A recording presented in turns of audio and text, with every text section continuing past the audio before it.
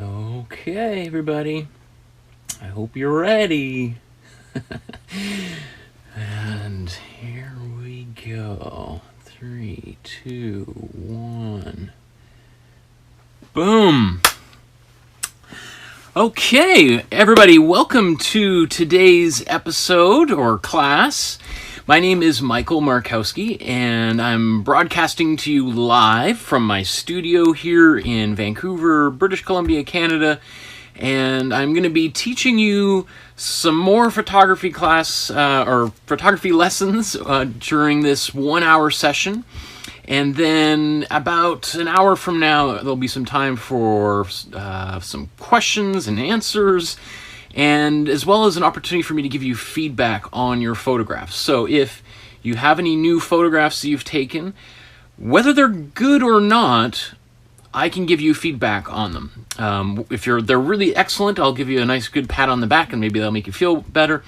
And also, if you have some photographs that you're struggling with or you can't figure out what's wrong with them, send them to me, and I will give you feedback on why something or persistent problem keeps on showing up.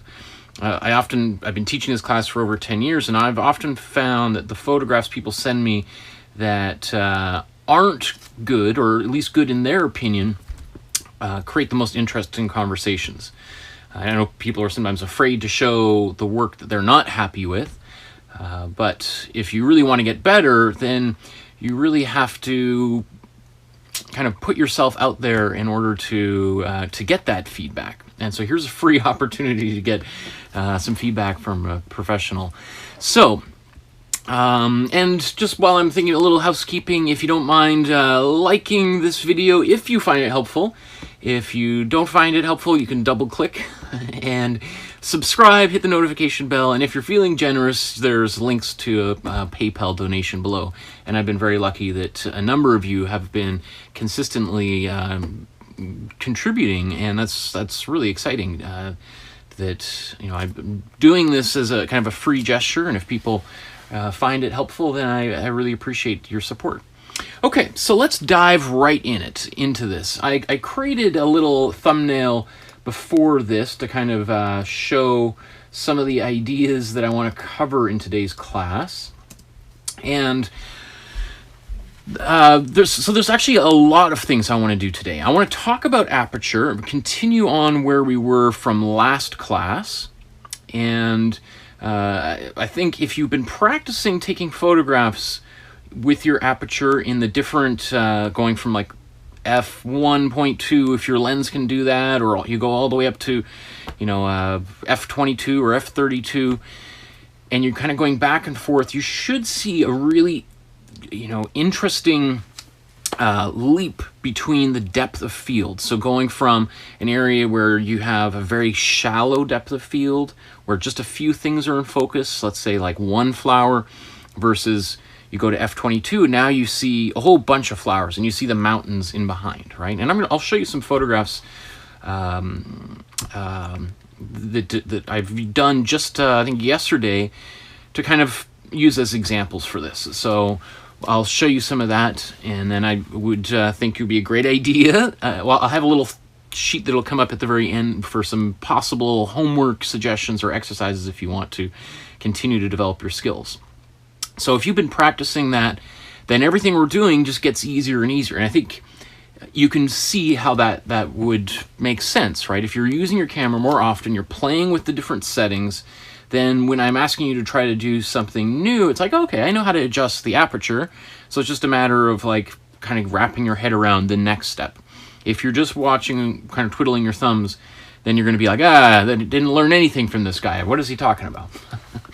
Okay, so the first thing that I think is, because we're going to be talking about focus today, and I've kind of purposely left that discussion, until the 6th class. Like, we're now halfway through the course. And the reason why I haven't talked about focus so far is, I'm trying as best as possible not to overwhelm you with all sorts of different functions and stuff.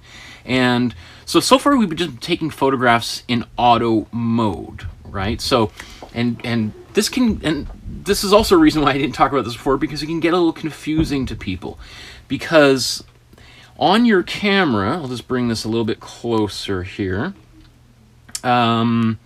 Your camera has, well, this is the Fuji, so this doesn't really, is a little bit different. I'll bring the Nikon out here. So on the Nikon, I have the focus mode, not focus mode, the mode dial, and here's the Canon and the Nikon side by side, right? So here is the mode dial on the Canon, and here's the mode dial on the Fuji, right? So these allow me to go from my auto mode to then switch all the way to the M to manual mode, right? So this is kind of old news for us right now, right? And if nothing else, you want to stay on the one where the lightning bolt is being crossed out, right? Because that's going to disable the flash in the auto mode, right? So they're the same here on the Canon, right? So we can go back and forth between auto and manual, and that was the first couple classes, and then we learned how to go directly into manual and to use the exposure meter to take some photographs. Okay, so this is the mode that tells us what mode we are in. Is it manual or automatic or semi-automatic? And we haven't talked about the semi-automatic modes quite yet. And I'll just briefly talk about those towards the very end of the course. But for all intents and purposes, I would say that you want to just be on manual. I don't use any of the other buttons on my camera, so my camera's always on manual. That's how I do it. I can understand why other people would, when you're first starting out, why you wouldn't use it. Now, the next thing, so focus is totally independent of the mode of your camera, right? So the focus is an entirely different setting. And so again, that's why I haven't talked about it yet, because some people get confused between auto focus and manual focus, and the switching between those two different settings. So you can usually on a camera with an interchangeable lens, right? An interchangeable lens is a camera where the lens can come off, right? And you can interchange it with another lens, right? So usually on cameras like this, you have some little setting on the side of the camera for focus, for manual focus, or sorry, this is auto focus and then manual focus. So A for auto and M for manual, right? So you can switch back and forth between those modes, those settings. And similarly here on the Canon, we have AF for automatic and MF for manual focus, right? So those two different settings. So we're going to talk about how we can use the focus modes on our camera to really take aperture to the next level. And I think that's where it gets really, really exciting. Okay, so, but before we even jump into that, I'm going to show you something that's really important, which is how to focus the viewfinder of our camera. So the viewfinder of your camera is the little place when you hold your camera up to your eye, you're looking through the viewfinder, right? And on a DSLR camera, digital single lens reflex camera, we talked about how if the camera is off, I can look through the viewfinder and I can see an image, right? Because there's just there's the light coming through the lens, hitting the mirror, bouncing up, and then bouncing out the viewfinder, right? So I can see something through here. What I want you to do now is we're going to focus the viewfinder. And this has nothing to do with the auto or manual focus on the lens itself. And this is entirely an analog thing that, in a way, has no effect whatsoever on your photographs. It's sort of like correcting the lens of your glasses in a way. And this is usually the first thing I do when I borrow somebody's camera. So if I'm at an event and somebody says, here, can you take some photographs for me? Or a photographer did show up, or it would be great to get this documented. Do you mind taking some, which happens to me frequently. So the first thing I do is I focus the viewfinder to my own eyes, right? Or usually I'm right eye dominant, so that's because I'm usually holding the camera up to my right eye. And most people are like that, right? There's definitely a minority of people who are have a left eye dominant, which is a little frustrating because most cameras are built for people who are right eye dominant. A whole other story. Okay, so we're gonna focus the viewfinder, and it's gonna brighten this up here because it's a little dark. Not sure if you can quite see exactly. So on any camera like this, if you're still paying attention to this class, then you have a camera that can focus the viewfinder, and usually there's a little dial or a switch directly next to your viewfinder. So here on the Canon, there's this little circle right next to the viewfinder. Here on the Nikon, there's a similar kind of thing here. On the, let me see, the Fuji, it's in a few different places, but there's a little kind of, you can hear it kind of clicking. Let me see. I don't think, where am I? Right. So I'll just, right? So you can hear this little thing clicking away, right? I've also seen it as kind of a little switch that goes up and down. So there's a few different ways that this happens. So what I want you to do, once you know where that is, because you're going to want to adjust this while you're looking through the viewfinder, is you're going to turn your camera on, and then you want to look through the viewfinder. Oops, so that my camera, it doesn't matter what mode you're in. So I was just in a mode that accidentally popped the flash, right? So let me see. I think it's probably easier if I go to this view here.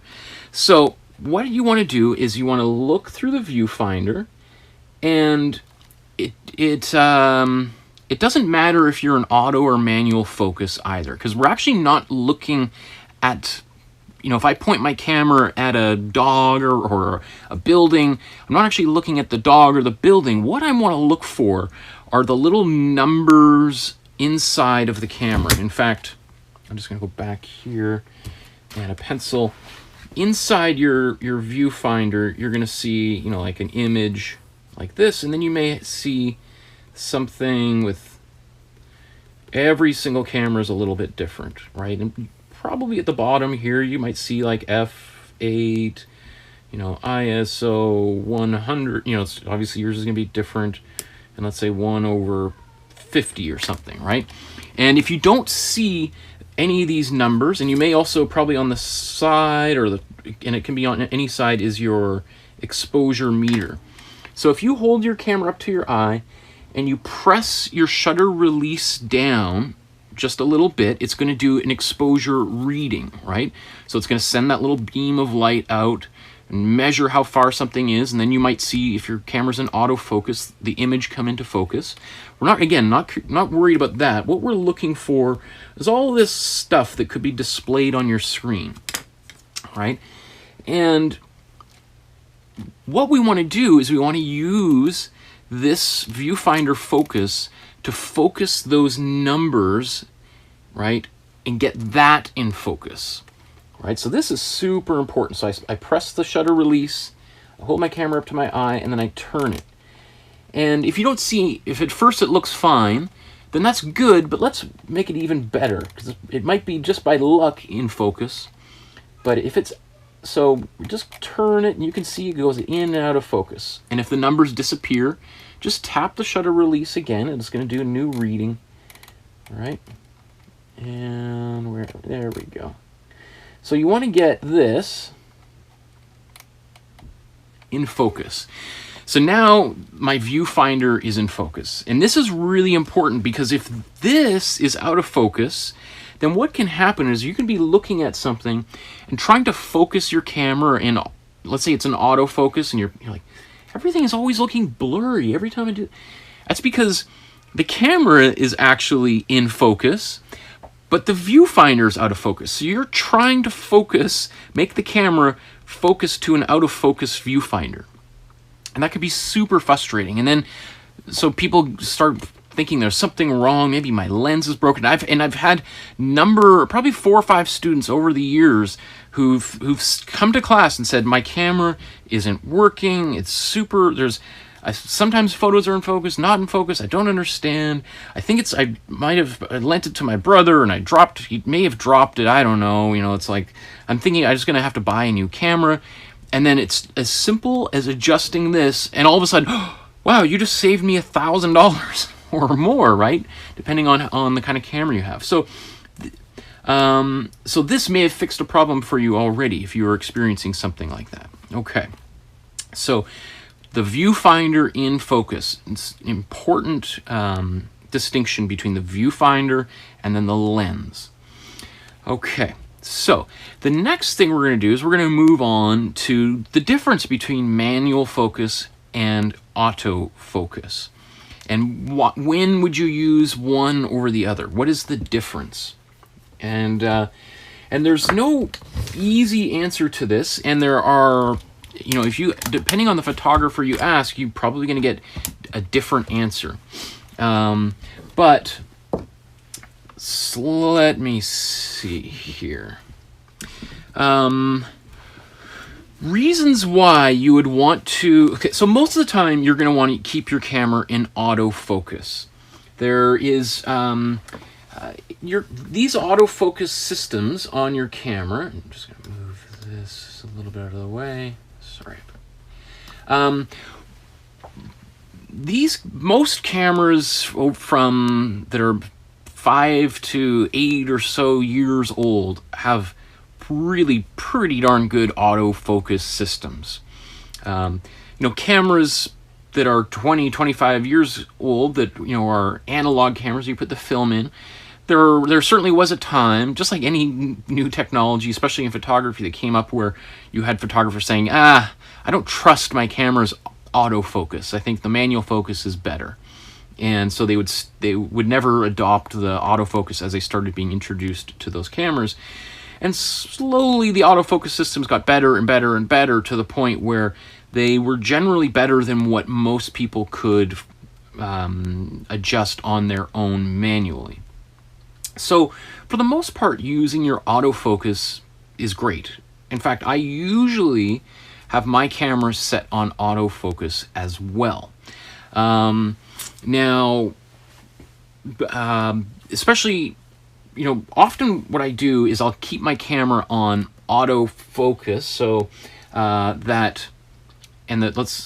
so often I'll keep my camera on autofocus. Even after I've used it in manual, I'll just instinctively switch it back to autofocus so that if I turn my camera on and I need to take a photo in kind of a hurry, it's ready to kind of go. So I'm not kind of all of a sudden fumbling to change the setting. Because some cameras, there's no switch on the lens.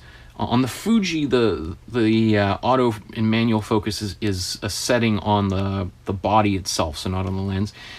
But some cameras, you have to switch inside the menu system. You have to kind of go into your settings and find out how to turn your camera's auto focus to manual. And so if you forget, and then you're all of a sudden something exciting is happening and you're fumbling to get your camera ready and it's out of focus, and you're like, oh no, right? So I always have my camera set back to kind of the general easy settings so that if something happens, I can get that photograph before I kind of... And then if I have a lot more time, I can then go and fine-tune it later on, right? Because if I'm taking pictures of flowers, right, they're not going to bloom instantly before my eyes, so I have a little more time to kind of go in and adjust the settings. So I'm just going to turn this auto... I think I had the... Okay. So the reason why you would, however, want to switch to manual focus over autofocus is when your camera is you and your camera are likely kind of sitting or standing in one place, and your relationship to the subject, and by subject I mean the person or the dog or the building or the stuffed animal, bowl of fruit, or whatever. So whenever your relationship to that object or person, that subject, is constant, is not moving, then we would set our camera to manual focus so that the camera doesn't have to always do a quick little reading and set the camera to a new position before you take a photograph. And this would also include, let's say you're taking photographs of your child is playing soccer, right? And they're the goaltender. And they're kind of always in this one little range. And you're standing off on the side of the field, and you know where they are, what you can do. And so this is how, in fact, I'm going to go to a different view here so you can see this in action. Okay, so I'm just going to switch my camera to autofocus here. So you're now looking at a live view of my camera here that is running through this system onto the screen. So you're seeing what the camera sees here. And probably there's somebody here right now saying, hey, that flashing black thing, that white and black, what is going on? What that is, and it's a setting that you can enable or disable on most cameras these days, is what's the name of it? The Overexposure Meter, right? So what this is telling me, actually, just as a quick little detour tangent, is that the camera senses that area that is flashing black and white there is missing information, that it is pure white. All right, so maybe I'll just really quickly show you. If I adjust my settings here, and you can see in the bottom left corner, my shutter speed is slowing down. So now I'm at 2 seconds, 3, 4, 5, 6.5, 7, 8 seconds, 9 or 10 seconds, right? And now everything is flashing, right? And probably some of you are having aneurysms right now. So right now there's too much light coming into the camera, so the camera's saying, whoa, if you take that photograph right now, and let's do that. Oops, yeah. So that was a 6, so we can just look at this photograph. Right, so this is the result of that photograph.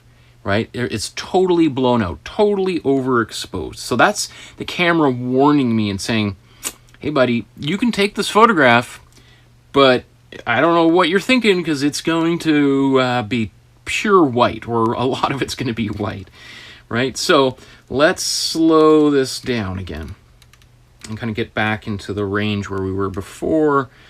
So I think we were around this 25th of a second here. And you can also see just the way this is displayed. Rather than saying 1/25, my camera just says 25. And I know that can get confusing. The difference between, let's say, 1/25th of a second and 25 seconds is 1/25th of a second would just be displayed as 25. And then 25 seconds would be 25, and then a little quotation mark onto the side. Anyway, sorry, get a little sidetracked, but I know some people are probably have this constantly kind of happening. So notice how as I'm darkening this image by speeding my shutter speed up, and next week we're talking all about shutter speed, so everything's getting darker and darker. Now, very little of the image until we're now here 1,250th of a second. Now nothing's flashing because everything's really, really dark, right? So just wanted to kind of point that out. So that's the exposure meter display that you might see it come up as like zebra stripes. It might be often called. Sometimes instead of flashing like this, you might see diagonal lines that you can change the color on some cameras from red to blue to black, etc. So this is handy just so that if you're taking a photograph, you know what how bright or dark things are going to be. So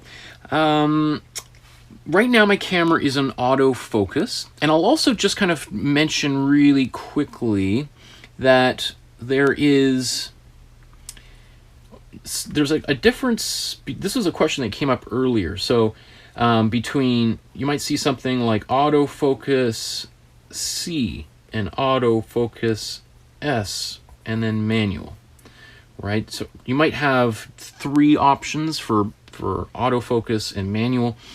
The difference between the autofocus C and autofocus S is autofocus C is continuous focus. And you would use that for tracking a person, right? So let's say you're focused on a bear or a deer.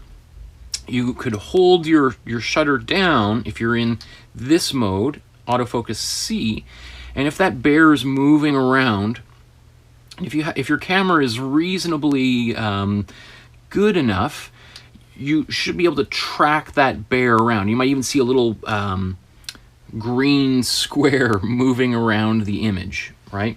Versus S, it's going to stay static. So if you press halfway down on your shutter, it's going to lock at that distance.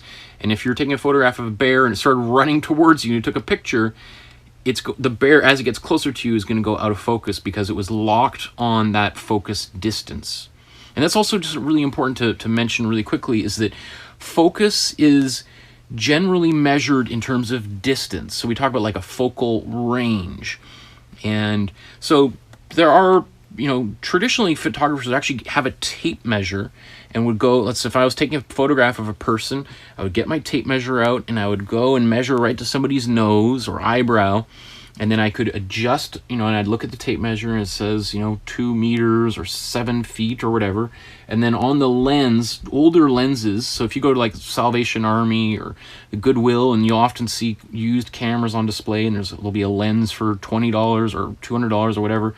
They'll actually have distance markings on here. It might say, like 1 foot, 2 feet, and so on. Okay, so I'll just maybe, I can't really demonstrate all these modes here all by myself, but so right now I am in autofocus S, right? So I'm in singular point focus. So I'm going to bring this back down here, and you can see in the middle of the screen, see how there's this little white box and I'm moving it around?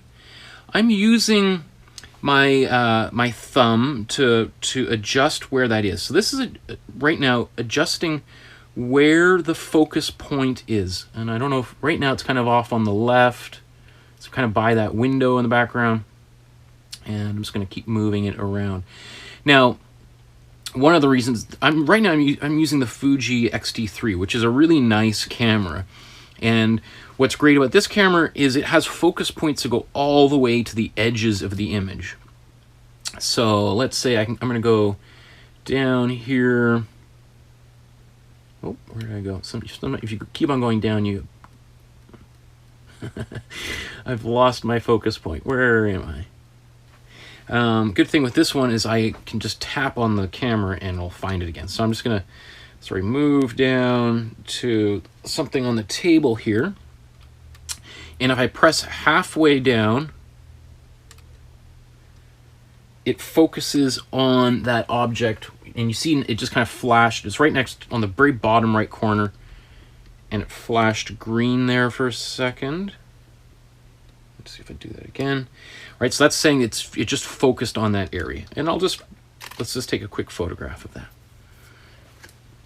All right, so if I look at this image, that area, and I can also, we talked about something in the first or second episode, we can then zoom into a picture. So this is all this junk on my table, and I can see that this stuff, here's these dongles for my computer and all this stuff. You can see they're a nice sharp focus. Okay, so I'm just gonna zoom back out. Okay, and then let's see. So I'm at f2.8, right? Which is, we talked about a shallow depth of field, right? So I'm at f2.8. And I'm adjusting my aperture ring, and you notice when I go to f22 here, everything gets darker because the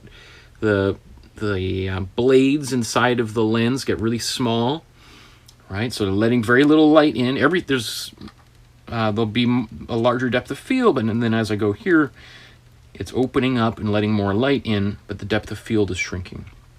So we're going to talk about this in a second here, but I'm just going to move my focus ring. I just tapped back on that window, and now it's focusing on the window. So I'm going to take a picture there. Let's take a zoom here. And so we see the window is in nice focus. But let's drop all the way down here onto my table, and we'll go all the way to where we were before. So you see, remember those dongles we were just looking at a second ago? They're all out of focus, right? Because I have a very shallow depth of field, right? So when I'm at f2.8, right, that means that the depth of field, like we were looking at that image of maybe it's worth just bringing this image back up here on the screen.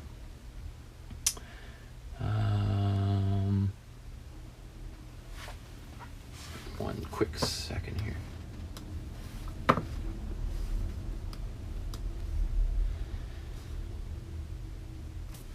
All right, okay, just gonna show this again. So on the screen, we have this little bird from last week, right, in focus. And then the foreground and background is out of focus because the depth of field is small, right? So this is, in this diagram here is f3.5. In the photograph I just took, we were at f2.8. So similar kind of shallow depth of field, right?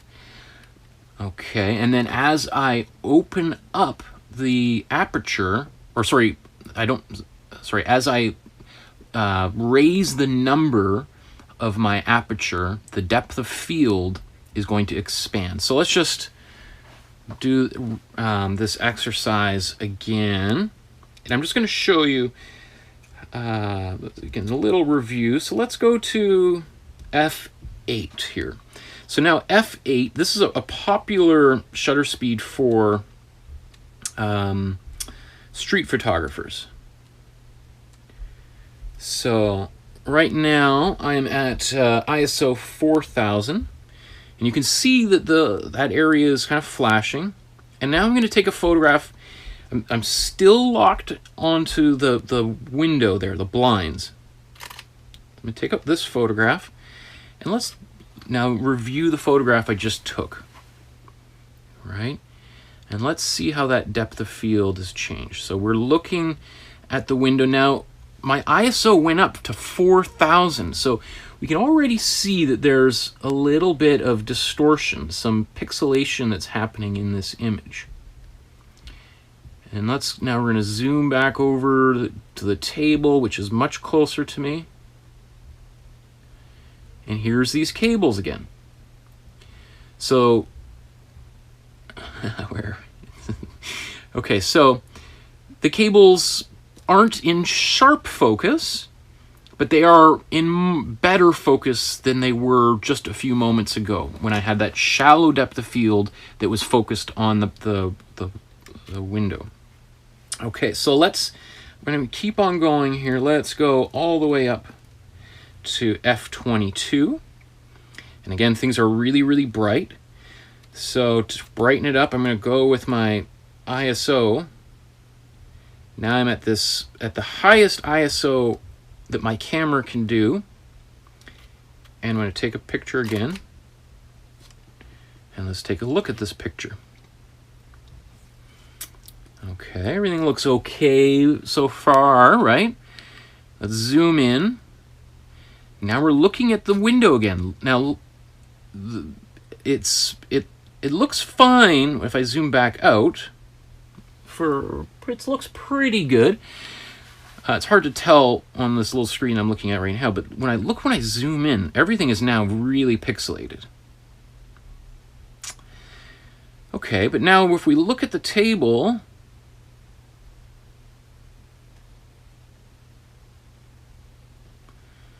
so I can now see the top of this camera and these dongles. If there's a better word for adapters, right? For my camera. So I can see them, if I zoom out slowly here, they are they're more recognizable than they were just a few photographs ago, but there's so much noise in this image that it's not particularly the most useful image. It's going to be hard for me to use that image.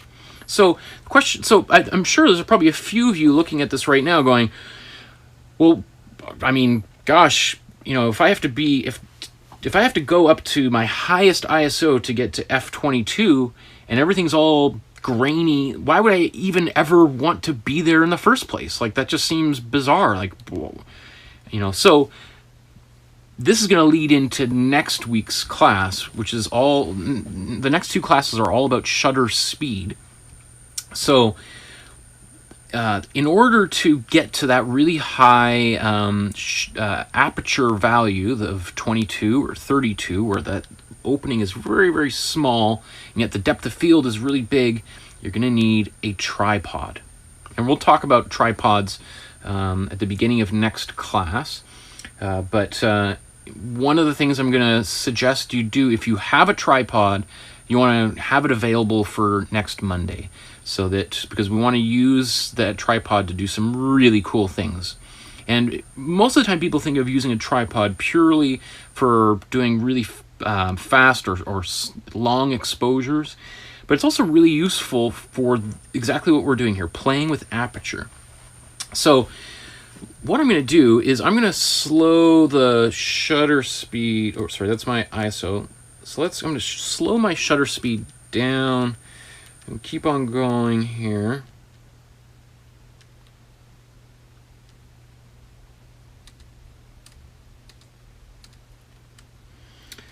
So I'm using my exposure meter on the left. You see how, I guess you couldn't really see it entirely because it was hidden by my little picture-in-picture there. But you can see it's dropping down towards the middle here. So now I'm kind of back in range. So this is a 3-second long exposure. In fact, I'm just going to go a little bit longer here. And again, I'm focused on that window across the room from me, right? So that's probably 5 meters away, which is, I don't know how many feet, like 25 feet or something from me. And so let's take this picture. So we can see it's exposing. So the camera was open that entire time. Now let's take a look at the image I just photographed.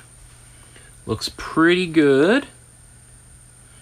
Let's zoom in. Oh, so it's a lot clearer. And now let's look at the table.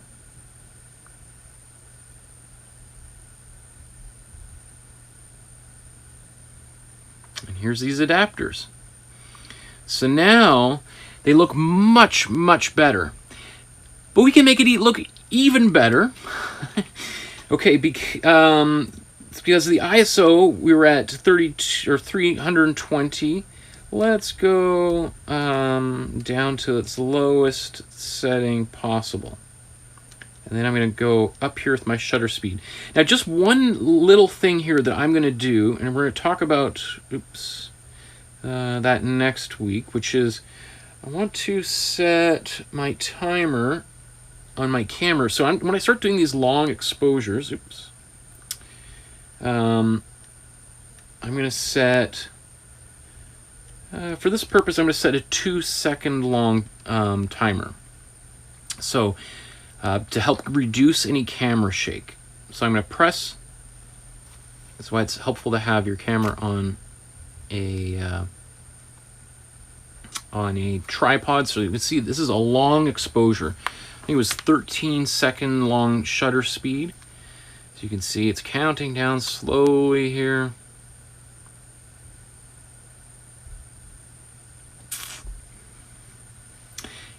And this might feel a little frustrating, but I'm telling you, when you start doing these long exposures, it gets really exciting. Okay, so I'm at my camera's lowest ISO, and let's zoom in. Okay, so nice clear blinds. It was a little bit dark, so I could have maybe actually had a even longer exposure. And then let's go all the way over here and look at that. So everything on the table that is within reach of me is in reasonably sharp focus, and then the things on the other side of the room, all of that is in beautiful sharp focus. Okay, so that was a quick little detour talking about using the aperture. So we went from f22, or we started at 2.8 and went up to 22. And I also showed you the difference between focusing on something close and something further away, using the single point focus. Now, some cameras don't have the ability to move your focus point all over the place. And because most cameras have a very small, let me see if I can. So right now on the screen, you're seeing this camera's focus point selection. And you can see all these little white squares all over, little boxes all over the screen. So this is telling me, like, I can move all over here and focus on anything on the screen. Right, and go all over and get really specific. Most cameras have a much smaller focus point selection. You know, if you have a camera that is, you know, in the range of $400 to $500 or something, your focus range is going to be, the focus point selection is in that little center area, right? So it can't go, this is one of the main features of this camera, is that it can kind of jump all over the place. So let me see if I remember how to find this in this camera. Okay, so you can go into the autofocus mode, and often this is, to find this on the Canon, you would press the little, let me see, there's a little button for Q on the back, so that would be kind of a quick, you can jump into the menu that way. And on the Nikon, there's a little I icon, like the letter I. And so you can tap that, and you would get a similar kind of menu like this. And so if I go in here right now, my camera is set to a single point single point autofocus, I think is what they call it, right? Versus if I switch here, I think this is kind of a general center weighted autofocus. And then this is kind of overall, I think. Or here's all. So it's slowly expanding. And personally, the reason why I like this, why my cameras are, one of the, again, first things I'm doing is I set my camera focus point right into the middle, or to the single point focus, because then I can get really specific. So I can now, like, let's jump back into here. I'm gonna speed the camera up, my shutter speed, so I'm going up to, you know, somewhere, usually I like being around 125 to 250 is where my camera, even so when I'm hand holding my camera, that's usually where I am. I try not to drop too much lower than that. Once you get to 1/50th of a second, then you're really pushing the limit in terms of camera shake happening. In fact, let's just, I'll just show you a little bit of camera shake here. So let's go.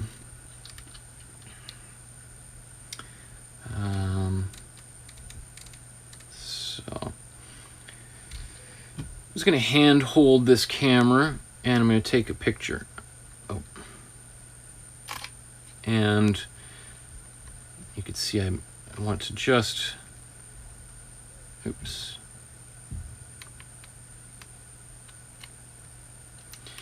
So I'm going to again take a picture of this figure and let's zoom in. And you can see how it's like not quite clear, even though I focused on that. Okay, there it's, we can really see it. Look at this icon right in the middle of the screen. See how it should say iPhone, right? Because it's a cable for an iPhone. But you notice how it kind of almost looks like there's a double image. That's because the camera was actually moving. I'm going to simulate this even more. Let's go to even slower shutter speed. Let's do this again.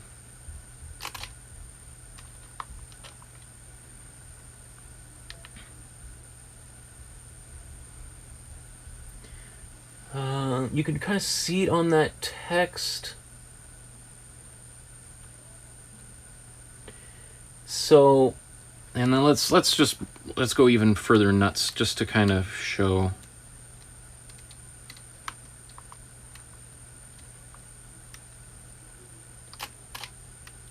Okay, so that's a little bit more obvious for camera shake because we got this now real blur that's happening here. So the camera is such a slow shutter speed that it can't freeze the action. The movement of my hands, and I was a little bit exaggerating it to be fair, just to speed things up so you understand what's going on. But this photo now becomes kind of unusable. So that's why, anyway, I like to try to stay around over 125 to 250 is a good kind of range. That doesn't mean things get darker. And it's not always possible to be that fast of a shutter speed when you're hand holding, especially if it's a little bit darker out.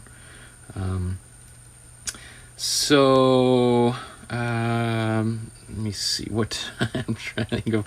Where was I here that I wanted to talk about?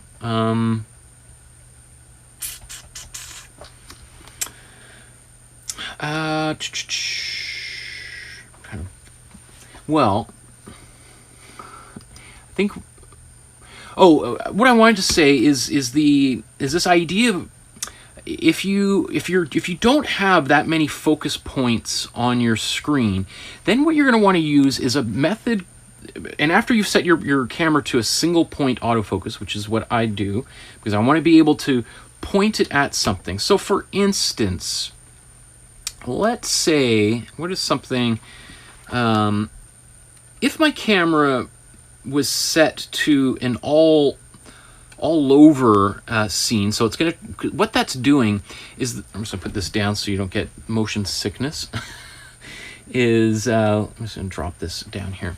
So if my camera is set to the all points on the screen or the center weighted or any of those kind of things, what they're doing is I'm turning over some control to the computer inside my camera that is going to make some judgments about what it thinks should be in focus, right? So, and it sometimes does a pretty good job, I guess. So, but especially when I'm in one of these shallower depths of field, like f2.8 or 1.8 or 1.2 or 1, right, which is a really shallow depth of field, I want to have more control. I don't want to turn all that control over to the camera. So for instance, how can I demonstrate this? I'm going to move this camera over here, and here's this iPhone that I'm taking pictures. It's videotaping me right now, and I'm just going to brighten things up, and then if I tap on here, it's now going to focus on that camera. Right, so if this was center weighted, the camera would say, okay, I don't know, does he want me to focus on on this image thing right in the middle, the camera, or is it the window in the background, or what should I focus on? Right? So I don't want my camera to have that that ability. I want to take it back. I want to take that control back. So because let's say I want to, instead of focusing on that, I want to focus on, let's say there was something really important about, oops, this beam. Oh, sorry, I'm looking at the screen, which has got like a 5-second delay to make these adjustments, right? So instead, if I focus on here, it's focusing on something that is like a meter, 6 feet away behind that camera. So I want to be able to make that choice myself. So using single point autofocus. And this is really helpful if you're taking photographs of, let's say, you're trying to do a portrait of somebody who's standing in a field or behind a tree. You want to be able to take a, zoom into their eyes and get that in focus, and not the tree that is slightly in front or behind them, or the branches or leaves around, right? Okay, so you can use your autofocus to do that. The other thing that you can do, if you have particularly in older cameras, you can use something called focus and recompose. And focus and recompose is, what you would do is your camera's set to autofocus single point, AFS, right? And then this is where when we go back to that idea of the golden ratio and the rule of thirds. What you can do is, let's say I'm going to focus on, I'm going to hand hold this, and let's zoom in even. So I want this figure, so I tap on my screen or on the shutter release, and now it's in focus. So I want this to be in focus, but I want it to be off to the side, right? I kind of want it to be, so let's say we're even going to try to practice a little bit of the decentering the composition, right? So if I want my picture like this and I was to just take the picture, right? Oh, well, that this Egyptian character is now out of focus. But it's like, that's so frustrating. So I would press halfway down on my shutter release. So I focus, and then still holding it down, I move my camera off to the side. I can move it up and down anywhere I want, and then press fully down. So the difference is between this picture and this picture, right? So I can, by focusing and recomposing, I point my camera at something, I press halfway down on the shutter release, which locks the focus, and then I can move my camera in any which way, recompose the image, and then press down when I'm satisfied that I'm in the right kind of location. So let's just do that again really quickly. Okay, so I got my focus point set, and I'm going to bring this even closer here. So if let's say again, I wanted this image to be something like this. I want this Egyptian character to be let's see, I'll move it on the right so it's not obscured by my own image in the top left corner there. Right, so let's say I want this figure to be somewhere there. Now, if I just take this picture, I could really frustrate myself trying to take this because it's not going to be in focus, right? So I'm going to point my camera at it with single point focus. It comes into focus. I'm holding my finger down, and then I can move anywhere up or down and take that picture. All right, does that make sense? So, and the way I can also get this really nice creamy bokeh by doing that, right? Like, so look at that green and orange red light that are kind of right in the center of the picture, how they make that nice little circular balls, those bokeh balls. And then the figure is often in the right here, a nice sharp focus. So that's focusing and recomposing. Okay. So we talked about changing the, well, let's just do this again, the changing focus. And I'll do this in manual now. So up until now, we've been doing all of this in auto. Reasons why you want to, again, do this in manual is if something is not moving or your relationship to it is not moving. So another situation, let's say you're taking photographs of you go to a baseball game, or your children are playing baseball, and you have a kid stepping up to bat, right?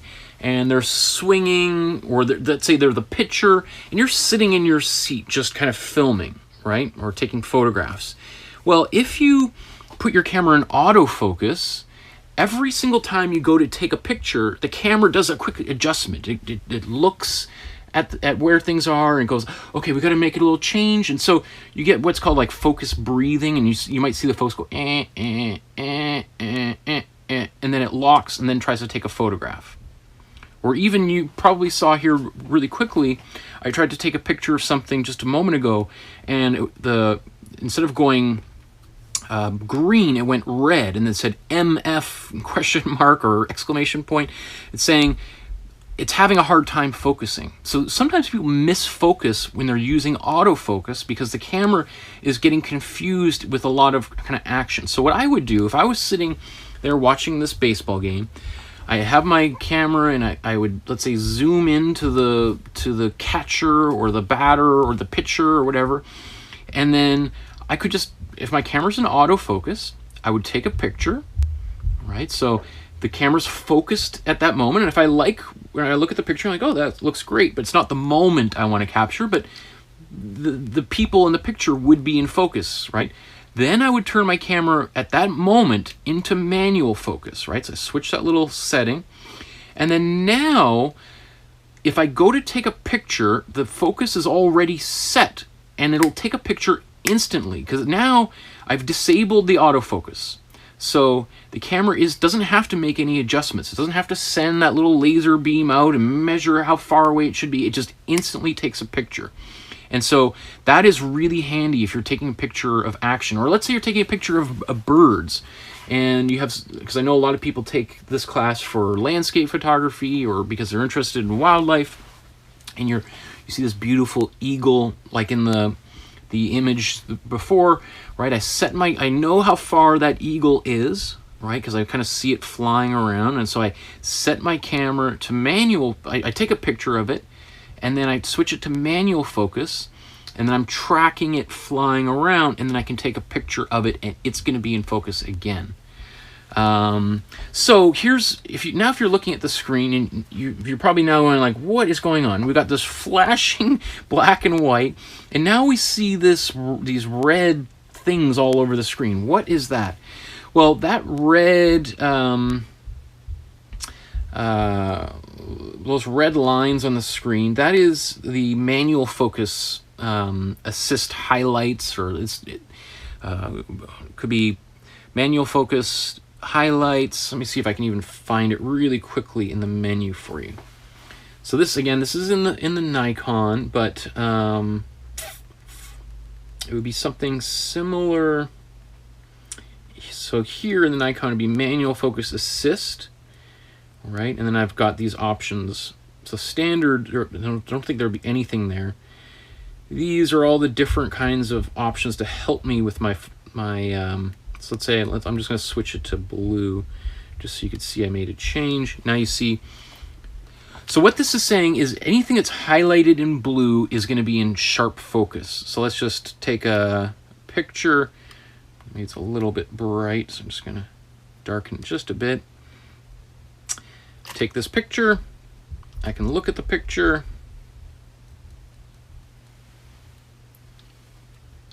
Oh, come on, let's zoom in. And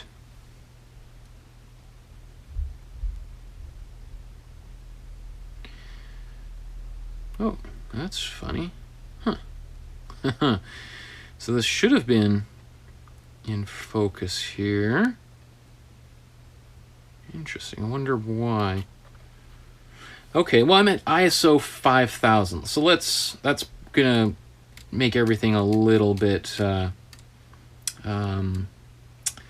gonna reduce the kind of quality of. And let's slow this down here.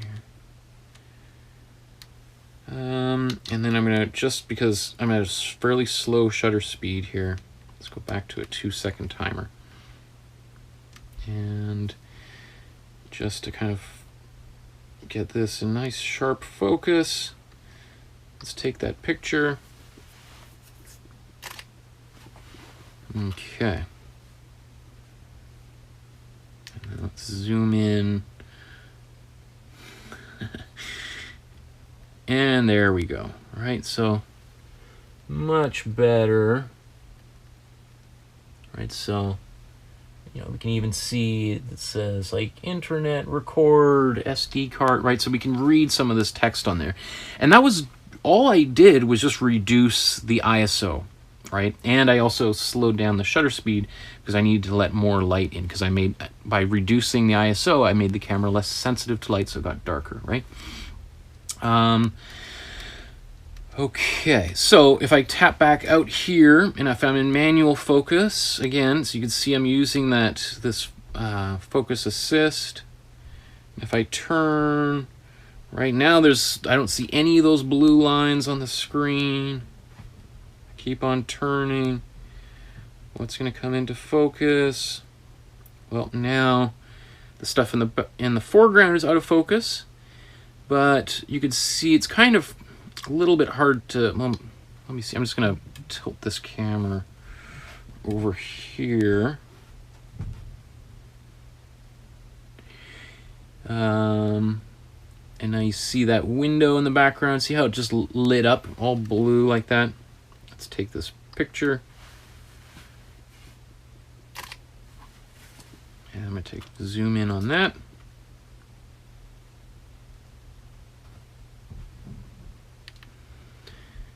And all right, like look how nice and sharp that is. So everything is in focus back there, but of course, you know, this device here, which is what I'm using to broadcast everything we're seeing right now, is out of focus. All right, there's a little plug for Coca-Cola.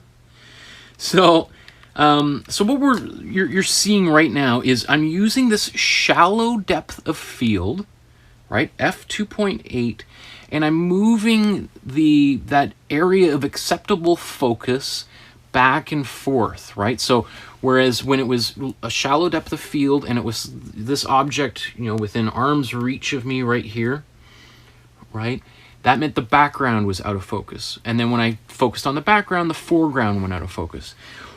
And I know there's some of you probably watching that saying, why does this even matter? Why would anybody want something to be out of focus? Well, like we talked about last week, if you're taking a portrait of somebody, then having them in focus and the background out of focus makes for really cool, pleasing images. Maybe, do I want to show, I did take some photos.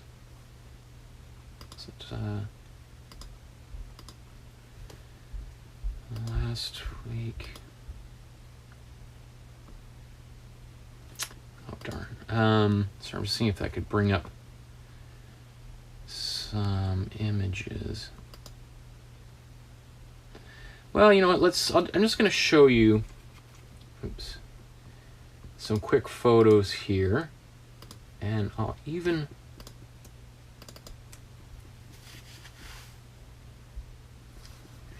open up all these photos. Oh. Sorry, I'm just getting this all set up for you. Where?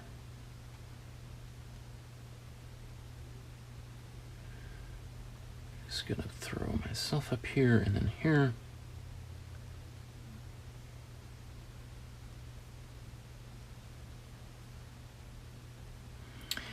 Okay, so I'm showing some photographs that I took of our daughter just, whoops,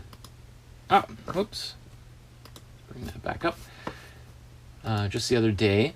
And I'm going to show you all of these. I'm going to go through them relatively quickly, but this is the first photograph that I took, right? I just took the camera right out and took a quick photograph.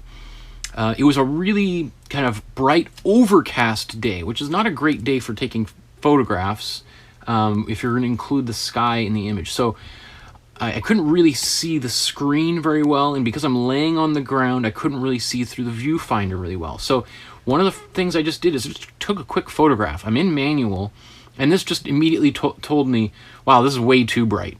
So boom, right there. I know it's too bright. Now I can kind of dial my settings back a little bit. She just had a cracker and some snacks, right? So here, and I'll just see what some of the settings are here. So, and for all the photos that I'm showing you so far, I'm also I have a whole bunch of really beautiful, nice, expensive lenses, but I'm using the basic lens that came with my camera. This is probably very similar that came with yours. It's an 18 to 55 millimeter 18 to 55 millimeter lens, right? It doesn't hold any fluids. That would be dangerous to have a milliliter lens. Okay, so 18 to 55, right? So, because I also wanted to show you that you can get great photos with the lens that you have right now. You know, buying a really nice lens will help, but I can still get pretty darn good stuff out of this, right? So here, let's just stretch this down just a little bit. So you can see I'm at 1/1250th of a second shutter speed. I am at f2.8 and ISO 200, right? So I was able to make this, I'm experienced enough to be able to kind of dial in these settings on my own without really too much help.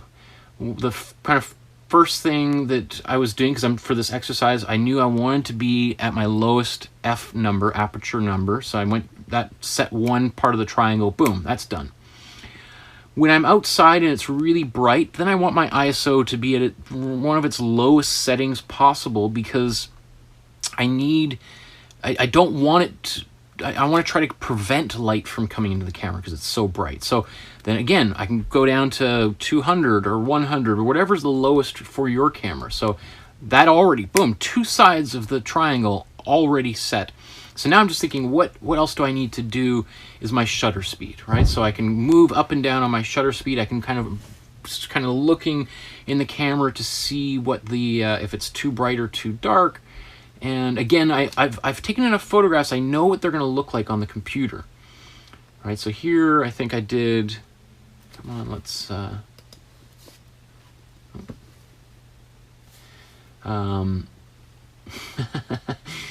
so I'm taking a whole bunch at, so now I've jumped to f22. Right, so now that there's far less light coming into the camera, so my shutter speed had to slow down dramatically. So it's going from 1/1250th of a second to 250th of a second. So, 4 times slower of a shutter speed. Still fast, reasonably fast enough that it's going to freeze most action. And then my ISO is at 2000, right? So whatever, what's that, 1,000 times faster than it was before. So if I was to really zoom into these photographs, they're going to be a little bit grainier. And you can also just notice really quickly the difference between the background, right? So the background's out of focus, background's in focus. Out of focus, in focus. So this way is helping to isolate my daughter from the background. Here the background is now in focus. The flowers are in front of her are in focus. Right? Because it was a really bright day, I was having a hard time just telling whether or not my images were going to be too bright or too dark. So you can see some of these, to me, look a little bit too bright. So I started darkening them down. I made my shutter speed go a little bit faster. Right? So again, what's nice about this shallow depth of field, and I'm at 4.5, and I'm also zoomed in. But look how these people that are walking in the background here, they're out of focus, right? Whereas my daughter is in nice sharp focus. So those people walking in the background, I can see that they're people, but they're not really taking away too much attention from her. The other thing, you know, so I could go through a whole bunch of those, but you know, I wanted to also show you, where have I put these photos? I think,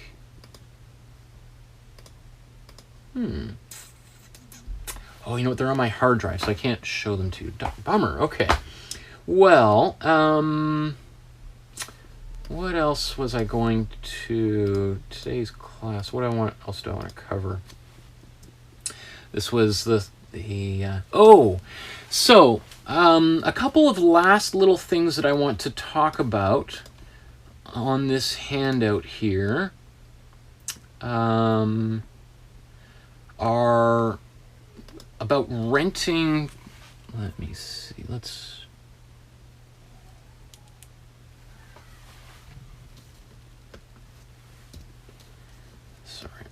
move this over here.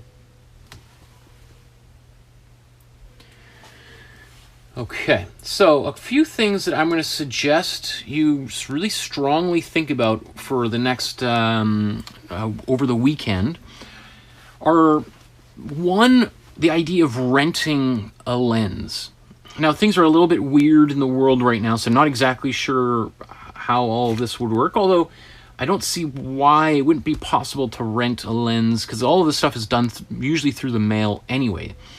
I'm not sponsored by any of these companies, and these are just the ones that are locally here in Vancouver, but there are some large lens rental companies all over the States and Europe, Asia, and usually it costs somewhere between $10 to $40 to $50 to rent a lens per day, which, you know, can sound like a lot of money to some people.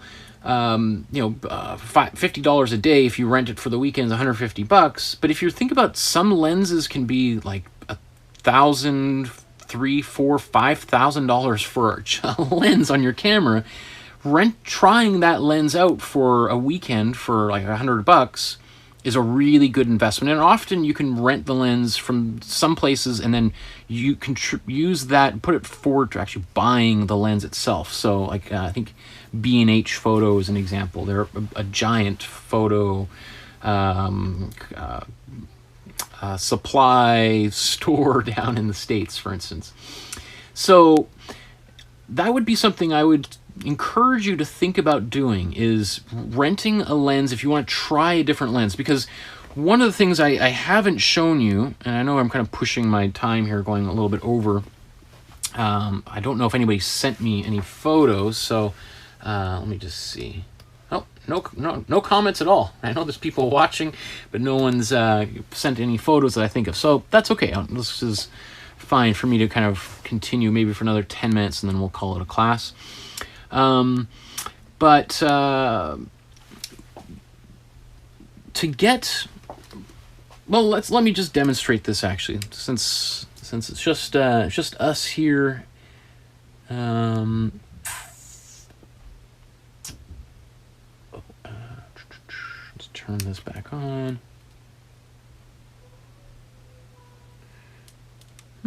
Oh, maybe I've okay, well, something has happened here, so I'm not going to be able to show you after all. But what I was hoping to do was to show you the difference between this, we call it kit lens, so the lens that comes free with your camera, and then maybe if I unplug this, will that do anything? So the difference between the kit lens and then another, what we call a prime lens. So a prime lens, what I'm holding in my hand here is a 56 millimeter lens. And so this, 50 millimeter lenses, they're often referred to as a portrait lens. And if you were to buy one lens, or even try renting a lens, and you have the kit lens that came with your camera, the 18 to 55, somewhere around there, and which lens that zooms in and out, which is a great lens. I've done all these photographs so far, that everything I've shown you is on this lens. But if you want to really take your photography to another stratosphere, is buy or rent like a 50mm lens, 55, 56, whatever. There's 51, there's also a few different kinds, 45, anything around that range that does not zoom. So we call this a prime lens. So prime is different than a zoom. A zoom can zoom in and out. A prime doesn't nothing but stay in one distance. Now, of course, your camera, if you take it, you can zoom with your kit lens to 55, but you'll notice the lowest aperture that I can get, and I don't know why I can't show this on the screen all of a sudden, but the lowest thing that why is this just okay? Well, the lowest I can get is 5.6 aperture. So whereas this, the lowest I can get is 1.2 aperture. So that means if I'm at 55 on my kit lens, versus in this prime, the difference in the photographs, and maybe I'll take some photographs this afternoon and I'll show you at the beginning of next class, is kind of stunning. That kind of bokeh effect, that blurry background. We were just looking at that photograph of those two people walking by. Had I taken that photograph with this lens, you wouldn't even know that there was like a tree, let alone people walking in behind there. It would just be totally fuzzy and blurry. Which may or may not be something that you like, but the possibility of having it is really exciting, because then you can take really cool photographs that have you're really focusing all of the viewer's attention onto the subject. Okay, so so here's a photo that came in from Benjamin. So I'll load that up here in a second. I just want to quickly talk about a few other things here, such as where's that? How come I can't? Okay, is printing and framing some photographs. So often when I say this to a class, people are like, oh, no way am I going to frame any photographs I've taken. That's ridiculous. I take all bad photographs, right? Well, I'm sure that's not true. I'm sure we as artists are always our worst critics. So what I would strongly encourage you to do is to first buy a frame. This is something I've learned the hard way, is go to, if there's any place that's open right now that is selling frames, buy a frame that you like, and then you're going to print a picture to fit that frame. Because I've learned the hard way that you've got a really cool photograph, and then you print it, and then you go to a place to buy a frame, and you realize you've printed it on some weird dimension or size, and then you now have to get a custom frame built for like $200 or more. And I think like, oh man, and I paid $50 to blow up this big picture. Like, I wish I had instead gone and bought the frame, found the frame I wanted, and then fit the photograph to the frame. I know this is just, I'm telling you things that I've made the mistake on my own, so you don't have to. So you want to try, maybe you even have an old frame in your basement or your attic, from an old photograph that you don't like anymore, right? You can find cheap frames at the dollar store, Dollarama, all those kind of places, like for literally $1.25, or there's those Looney Plus stores here in Canada where things are like $4 for kind of a cheap frame. You'd be surprised at how even just a cheap $3 frame can elevate anything, whether it's just a quick snap. All of a sudden it will make it look more professional, right? There are, if maybe you're reading on the screen, you can buy frames from IKEA. That's a great, I've often bought in frames. Like if I've had an exhibition somewhere, I've quite literally had all the prints in my suitcase, and then gone to that city and gone to the local IKEA and bought the frames that I know what size they have, right? Because IKEAs are pretty much the same everywhere. And then you go there, buy some frames, put the images in the frames, and then exhibit, right? And that saves you a lot of money of shipping stuff too.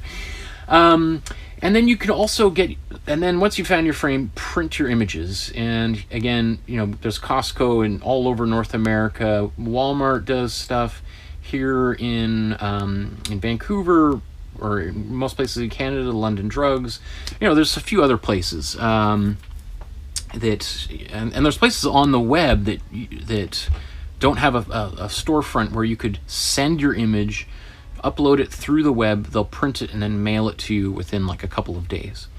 I can't think of the names offhand, but you're a quick search away from finding it.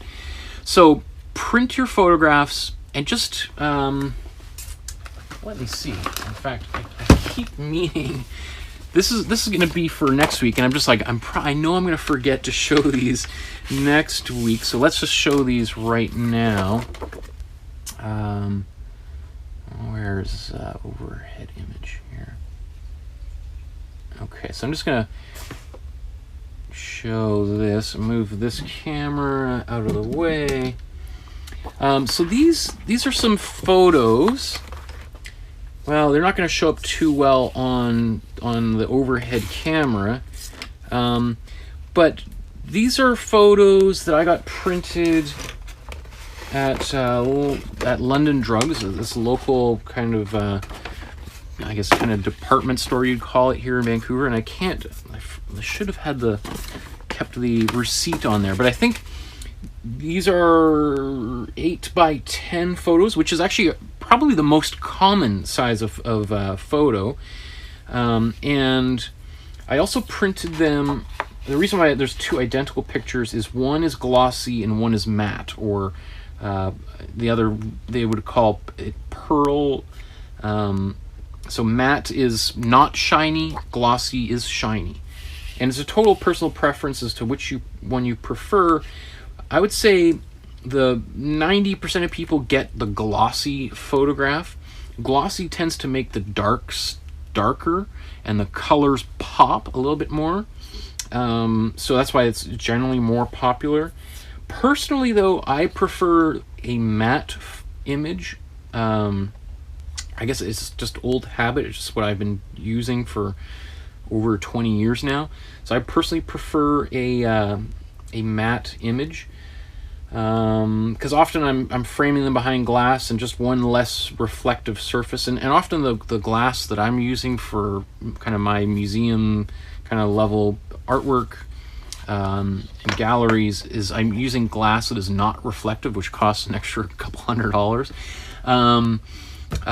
So I don't want a glossy image behind this glass that I've paid a couple $100 extra to get not reflective, if that makes sense, right? So it's just one less thing that is going to be causing some reflections. So printing some photos is a good idea. And then I'm just going to quickly here take a look at Benderman's photos before I turn everybody loose for the day. Let me see, where is...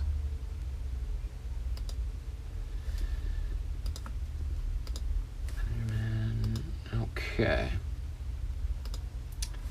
Oh, cool. Okay, so I'm just going to give me 1 second here, Benjamin, to delete. Well, I think I'm just going to save these to this folder. And then we'll look at them. If you found this video to be of help in any way, I'd really appreciate you taking the time just to like the video. You could subscribe to the channel. I know that there's dozens and dozens of people who watch the video, and then far less people like it. So, but people are watching all the way to the end, so that it just helps it show up in the feed and gets suggested to more people, and that's helpful for me. And I also think if more people were learning how to use their cameras, we would just be surrounded by better images. And wouldn't that be just better for all of us? Okay, so I'm just gonna open this. I need to figure out a better workflow for all of that. It's just everything's a work in progress over here. Okay, so we're taking a look at Benjamin's images. And I know this wasn't quite the order you sent them to me, but this is the way that they just opened up on the computer. So we have a beautiful rooster here. This is great. I love the texture on here. Now it's a little pixelated just because probably isn't too big of a photograph in terms of like once it got sent over the interwebs. So probably this would look great on your own screen or if you printed it. What I think works really well here, a few things, is there's a really nice contrast between the rooster and then the background.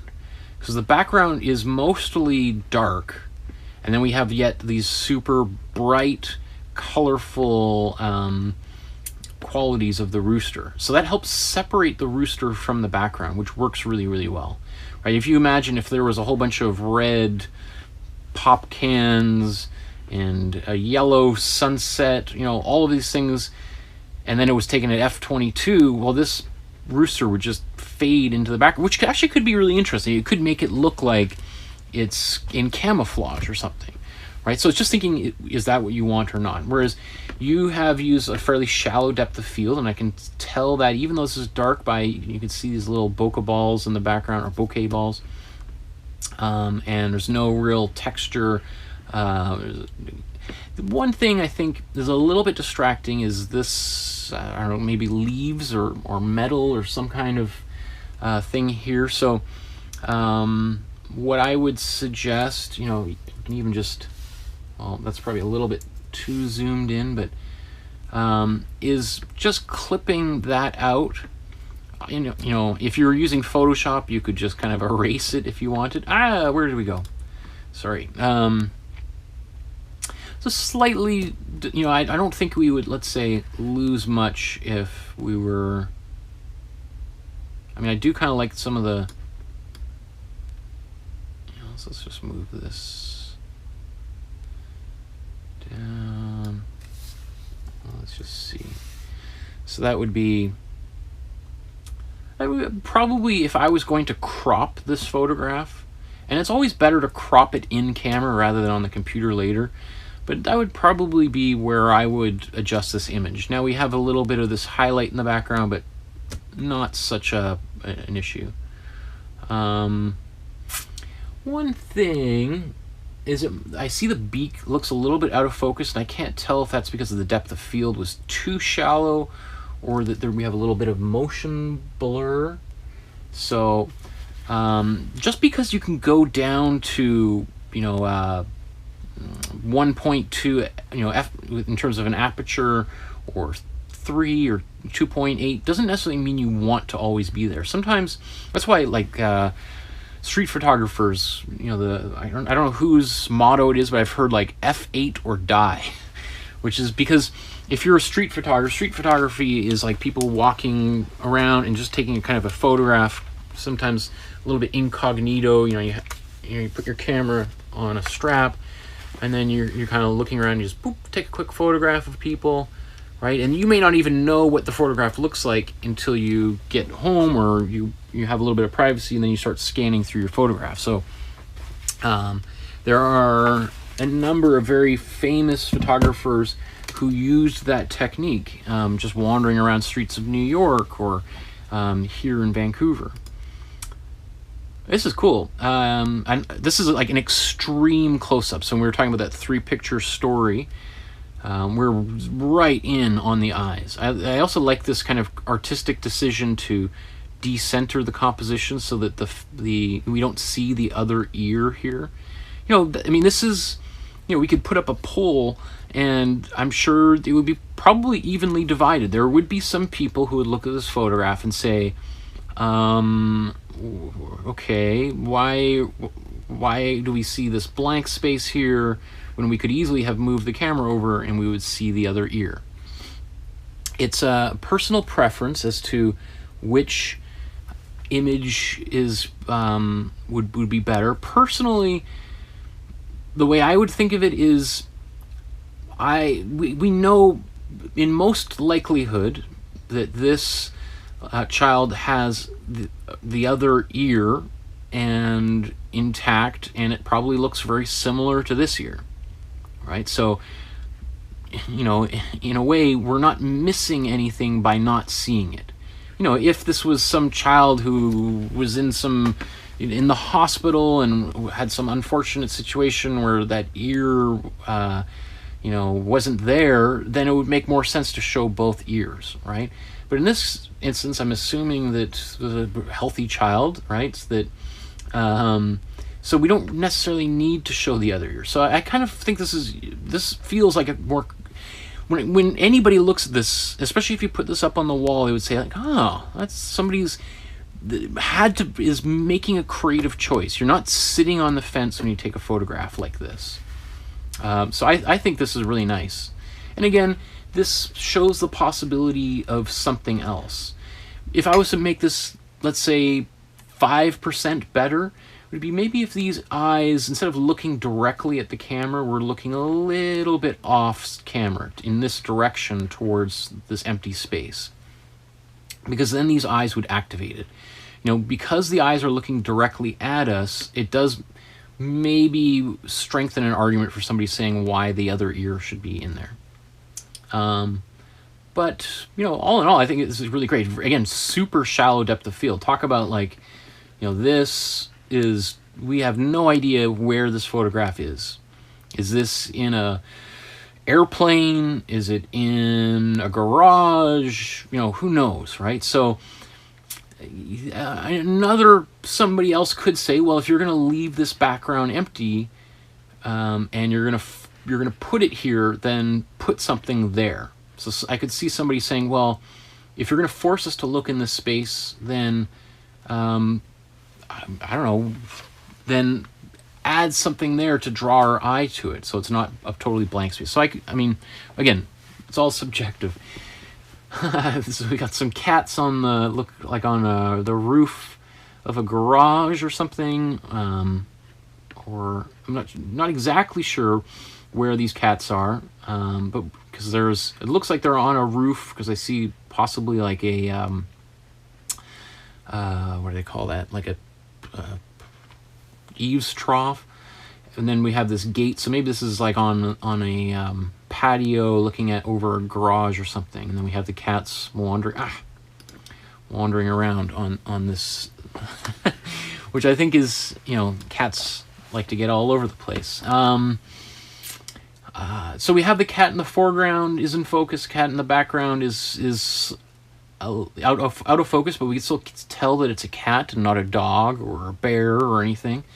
And then this post in the foreground is also out of focus. So again, when we're talking about that shallow depth of field, we have the subject in the center is in focus, but because the shallow depth of field, the area in front and behind are out of focus. And a lot of people don't really think about blurring the foreground. People are, a lot of the time when we talk about depth of field, a lot of people are just focused on making the background blurry. But I think this can be used to some effect. Now,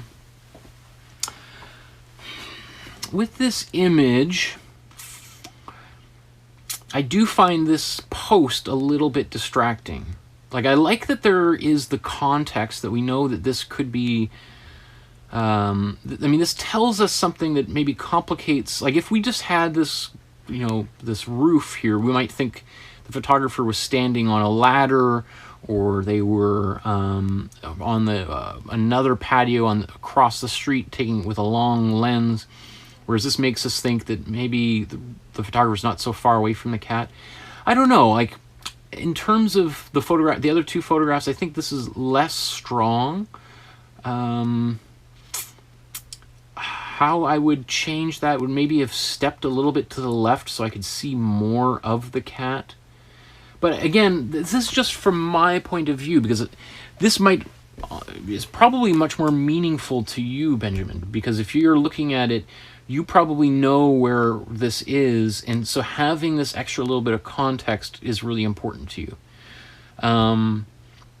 It does also look like it's possible that that this was maybe a darker photograph and you've maybe brightened it up a little bit, or this is after the golden hour, or right before the golden hour in the morning, and so we have a little bit of this very washed out gray kind of look.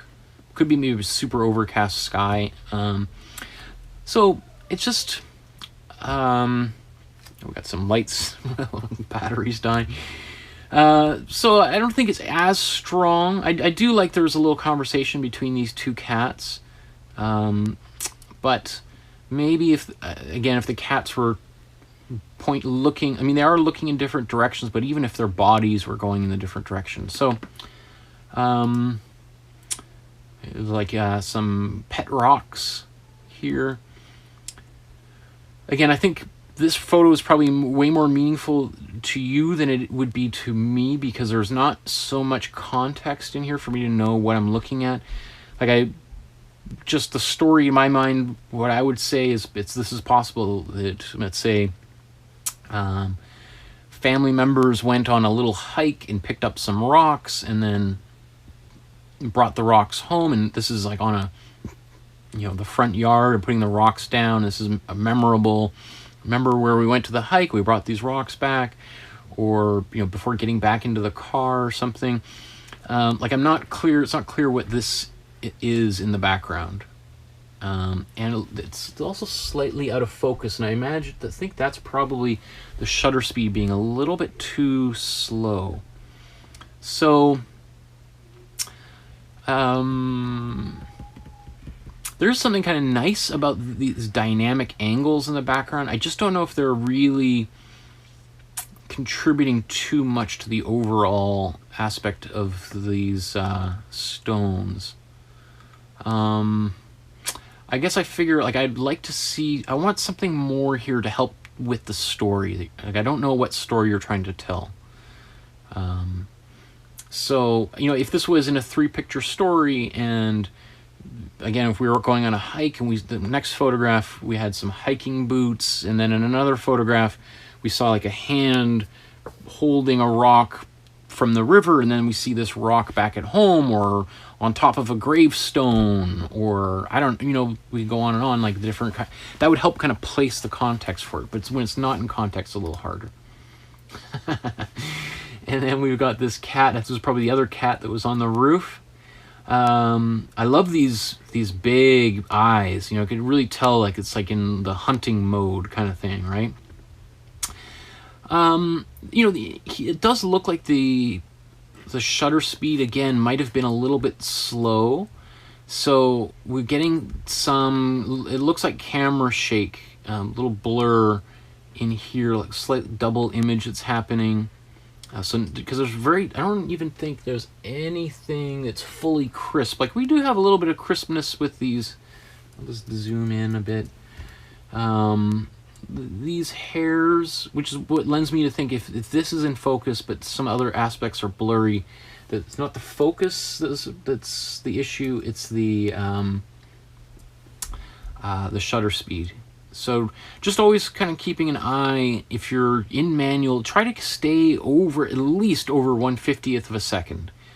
Again, I'm usually at over 1/100th of a second up to 250th of a second. But having said that, this is the intensity of the look on this cat's face. It might be hard to capture this. Like, this might have been like, boom, capture that picture, and it's slightly out of focus, but it captures something in essence about this beautiful creature. So it's always a trade-off. Like, and it comes down to your intention as a photographer. I guess this cat is quite dark, so it is the darkest part of the image, right? There's nothing darker except maybe this stick in the shadow on the bottom of the stick. So otherwise, it is darker than everything else. So if I like that it's kind of poking around this tree. So part of me even wonders if we had gone just a little bit more to get rid of some of this green, so that we have a little bit more of this white in the background to even make this cat pop even more.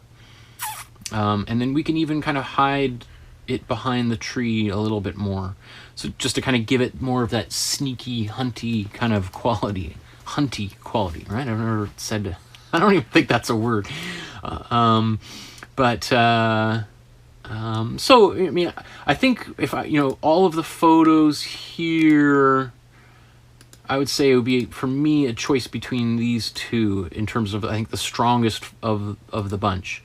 And, that might feel frustrating. You're like, but, 2 out of 5 photographs, that doesn't feel very good. But, I think, if you're 2 out of 5 images is a pretty darn good. As for photography, I've made the analogy in the past. I don't think in this class, but talking about photography like fishing, which I haven't gone fishing in I don't know, 6 or 7 years, and I've never really been very good at catching anything. But photography is a lot like fishing. Like, there are times where I go out taking photographs and I don't catch anything, right? And then there are times where I go out and I just everything I'm taking photographs is just gold. And then I have this big problem of trying to edit the photographs. And it can be a pain if you've got 200 good photographs and you got to narrow it down to 1 or 2. But that's kind of good problems to have, right? So it's just a reminder that not every photograph that you take is going to be good, and that is not a problem. That's if you go out for a couple hours and you take one good photograph that you're really, really happy with, that you'd want to print and put on your wall, then you have to look at it like the glass is half full, not half empty. That creating one good photograph that you want to live with for the rest of your life is an incredible success. So 1 out of 100 is, in that case, is super successful. So, of all of these, this I think would make a really great photograph. Could be fun to have that printed. And same thing with this rooster here. I'm not saying the other ones are bad, but I think they are just giving you some feedback on how I think they could be improved or next time. Especially if you've got animals around, they will provide you with plenty of opportunities for fun photographs. So I encourage you to keep shooting these creatures. And and again with these rocks, is how could we take this and make it even better? Okay, so again, we've gone through a lot of photographs today. I did quite a long demo on taking some photographs and playing with focus and aperture. I have a little graphic here of things for next class here. So I'll bring that up really quickly. Okay, so here for next class is just some things to think about, to do, which would be to play again with your aperture, going from, one side to the other, and even trying going in the middle. Try that f8 and see how that works, right? So you don't always have to be at f22, and you don't always have to be at f2.8 or 1 or wherever. In fact, usually those are not desirable, the extremes for lots of different reasons. Again, try playing with the focus. So if you're at your low focus or low aperture, 2.8 on your kit lens probably, then try focusing on something in the foreground or the background and see how that would change your image. Just like in the thumbnail to this picture. And then looking for bokeh photos in magazines, on the web, newspapers, etc., you'll see those images all over the place. And for next class, if you have a tripod, get your tripod out. Have it available, ready. And I'm going to talk about tripods, but if you have one, it's just going to make what we do with shutter speed so much more exciting next class. And then again, if you have some photos that you'd like to send me, then get those photos up on Instagram, just like Benjamin did, or send them to me in Twitter, Facebook, any other kind of thing that hasn't yet been invented but will be. I'll be there. So in the meantime, have yourself a great weekend. Here in Vancouver, it's raining, so plenty of opportunities to stay indoors, build a little still life, and play with the aperture there. You don't have to be outside to do all of this. It might require turning extra lights on to get to that f/22, especially if you don't have a tripod. But you can do it. You can do it. There's no excuses. So I think that will take us right to the end here. And so I want to just thank you all for watching. Please click like and subscribe. If you want to do a donation, the info is in the description below. Have yourself a great weekend, and we'll see you on Monday. Bye-bye, everybody.